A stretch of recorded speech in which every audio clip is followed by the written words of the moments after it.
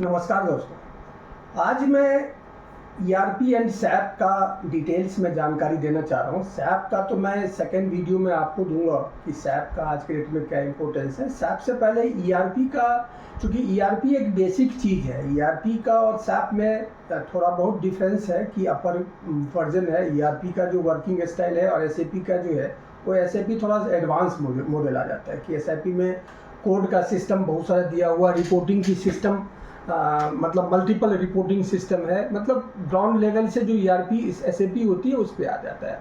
मैं थोड़ा सा ईआरपी का आज ब्रीफ करना चाह रहा हूँ कि ईआरपी का नॉलेज कितना ज़रूरी है आज के डेट में वर्किंग प्रोफेशनल्स के लिए या स्टूडेंट के लिए।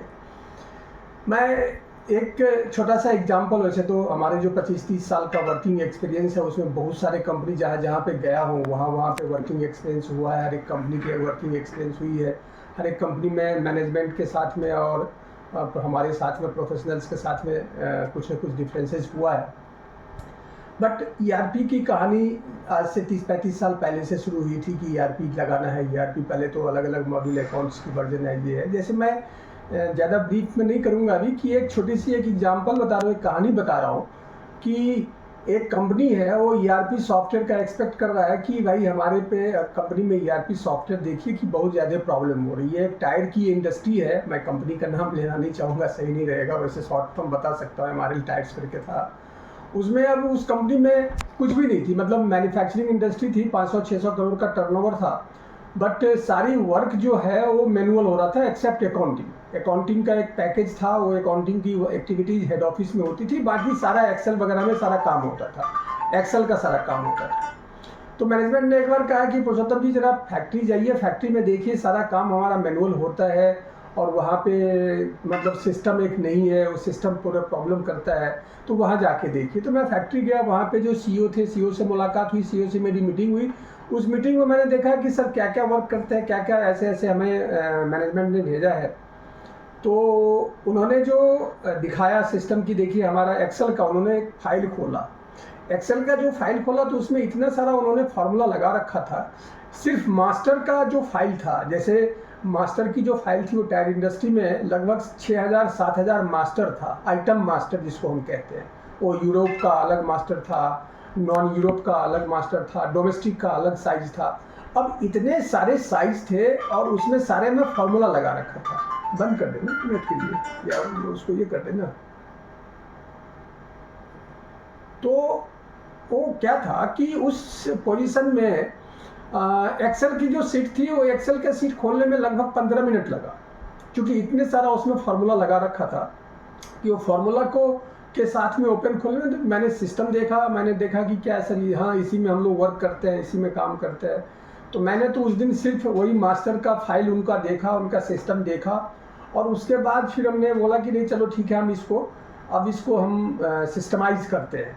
मैनेजमेंट ने कहा कि देखिए हमारे पास जो स्टॉक पड़ा हुआ है, स्टॉक का ही पता नहीं होता है, प्रोडक्शन का स्टॉक जो हमारे पास यार्ड में पड़ा हुआ है वो प्रोडक्शन होती रहती है, जो नहीं पड़ा हुआ है उसकी प्रोडक्शन नहीं होती है। तो एक सिस्टम नहीं था। अब मंथ के एंड में जब इन्वेंट्री होती थी, इन्वेंट्री की कैलकुलेशन होती थी, तो पता चलता था कि जो टायर की ज़रूरत है वो टायर हमारे पास है नहीं, जो जिसकी ज़रूरत नहीं है वो हमारे स्टॉक में पड़ा हुआ है, और वो सारा यूरोप का और नॉन यूरोप का प्रोडक्ट होता था। तो जो एक्स्ट्रा बन जाता था वो हमारी वेस्टेज हो जाती थी, वो वेस्टेज में गिनती उसकी हो जाती थी। तो मैनेजमेंट के और स्टाफ में बड़ा हर एक समय ये होती रहती, चिक होती रहती थी मंथ के एंड में कि इतना सरप्लस आपने टायर मेरा प्रोडक्शन कर दिया। तो चूँकि सिस्टम नहीं था, अब सिस्टम नहीं था तो ये सब चीज़ हो रही थी। फिर हमने जब उसमें इन्वॉल्व हुआ तो फिर मैंने सिस्टम बनाना एक स्टार्ट किया अपने लेवल पे। जो वहाँ उनकी तो 4-5 लोगों की टीम थी, उनको साथ में रखा, क्योंकि हमें भी उतना एक्सपीरियंस नहीं था टायर इंडस्ट्री का। तो साइज वो सॉफ्टवेयर आज के डेट में भी मेरे पास पड़ा हुआ, कभी मैं उसका डेमो दूंगा, लाइव डेमोस्ट्रेशन दूंगा कि क्या होती है। तो जब मैं मास्टर बनाना शुरू किया उस समय में भी बहुत सारे प्रॉब्लम आई कि क्या क्या मास्टर है। तो मास्टर का जितना भी डाटा था वो हमारे लिए आसान हो गया कि एक्सेल में सारी उनकी बनी हुई थी, सारा इंपोर्ट कर लिया हमने अपने सॉफ्टवेयर के अंदर में। अब इंपोर्ट करने के बाद उस सॉफ्टवेयर को हमने फिर इम्प्लीमेंट करना स्टार्ट किया। इम्प्लीमेंट करना स्टार्ट करने के बाद वो धीरे धीरे महीने, 2 महीने, 6 महीने के अंदर में वो इतना वो वहाँ की नीड हो गया कि आपकी जो प्रोडक्शन का प्लानिंग होता था, जैसे सपोज ऑर्डर आता था तो ऑर्डर सॉफ्टवेयर के थ्रू से आता था, कहाँ कहाँ पे किस किस साइज का ऑर्डर आया है, कितना ऑर्डर आया है, कौन सा यूरोप का ऑर्डर है, कौन सा नॉन यूरोप का ऑर्डर है, सारी की सारी ये सिस्टमाइज हो गया। ऑर्डर आने के बाद वो प्रोडक्शन प्लानिंग करने में सारा ऑटोमेटिक प्रोडक्शन प्लानिंग करना जो वहाँ की प्रोडक्शन मैनेजर थे वो स्टार्ट कर दिया। प्रोडक्शन मैन जैसे प्रोडक्शन प्लानिंग होने लगी तो पैरेलली आपका स्टॉक भी दिखाने लगा कि हमारे पास में स्टॉक क्या क्या है, चूंकि स्टॉक की भी इन्वेंट्री बना दिया, स्टॉक का भी सिस्टम बना दिया, तो जितना भी हमारा फिजिकल स्टॉक था वो आपके सिस्टम में आ गया कि कितना बैलेंस बचा हुआ है। तो जब प्रोडक्शन प्लानिंग करते थे तो लाइव उसको स्टॉक भी दिखाते रहता था कि हमारा ये स्टॉक में ये जो आप सपोज कीजिए ना कि 4000 प्लस आइटम मैन्युफैक्चरिंग हो रहा था, जहाँ पे 4000 प्लस और बड़ा सा यार्ड था, लगभग नहीं भी होगा तो कम से कम 4-5 से एकड़ से ऊपर एरिया में यार्ड था। वो सारी स्टॉक की इन्वेंट्री आपके सिस्टम में लाइव हो गया। जैसे सिस्टम में लाइव हो गया उसी समय में फिर प्रोडक्शन प्लानिंग चल रही है। जब प्रोडक्शन प्लानिंग चल रही है तो आपका एक साथ में सिस्टम स्टॉक दिखा रहा है कि भैया ये हमारे स्टॉक में पड़ा हुआ है, इसकी प्रोडक्शन प्लानिंग अभी मत करो क्योंकि ये स्टॉक में हमारे पास 400 पीस पड़ा हुआ है। तो इस हिसाब से प्रोडक्शन प्लानिंग होने लगी। इवन आप ये एक्सपेक्ट करो कि आफ्टर 6 मंथ्स मतलब जो सरप्लस होता था, जो सरप्लस टायर की प्रोडक्शन हो जाती थी लगभग 10 टन 15 टन 10 टन मतलब 400 500 600 टायर की प्रोडक्शन हो जाती थी। 10 टन जो टायर था वो हर एक मंथ एवरेज बता रहा हूँ, 10 के जगह पे 12 भी हो जाता था, 8 भी हो जाता था। इतना टायर हर एक महीने के अंत में सरप्लस होता था जो हमारे लिए कंपनी के लिए यूजलेस था। तो एक ईआरपी सिस्टम मतलब मैंने अभी आपको सिंपल चीज़ बताया कि स्टॉक को लाइव किया, प्रोडक्शन प्लानिंग को ऑनलाइन किया, प्रोडक्शन प्लानिंग के बाद ऑर्डर को आपने लाइव किया, जैसे ऑर्डर आती है आपका स्टॉक दिखाता है, लाइव स्टॉक दिखाता है। लाइव स्टॉक दिखाने से आपका एडवांटेज क्या हो जाता है कि प्रोडक्शन प्लानिंग में आपको आसानी हो जाती है कि हमारे पास क्या क्या स्टॉक है। मतलब ये 3 चीज़ की बात कर रहा हूँ कि ये तीनों चीज़ डालने से सिस्टम 6 महीने के बाद इतनी फुल प्रूफ हो गई कि जितने भी यूजर्स था जो मैनुअल वर्क करता था वो सारे मैनुअल वर्क करने वाले सिस्टम के तरफ मूव किया कि भाई मेरे को सर ये तो बहुत आसान लग रहा है ये चलाना। अब आसान वर्ड जो है, अब ये देखिए आसान वर्ड जो कहा है, चूंकि वो जितने भी बंदे थे सारे मैनुअल वर्क करता था, सारे मैनुअल वर्क करता था। पेपर पे जब इन्वेंट्री लेने के लिए जाता था पेपर वर्क करता था और वही पेपर वर्क आकर के एक्सेल में इन्वेंट्री एंट्री कर देता था। बट बेसिक नॉलेज नहीं होने के बाद भी हर एक यूजर फैमिलियर हो गया आफ्टर 6 मंथ्स।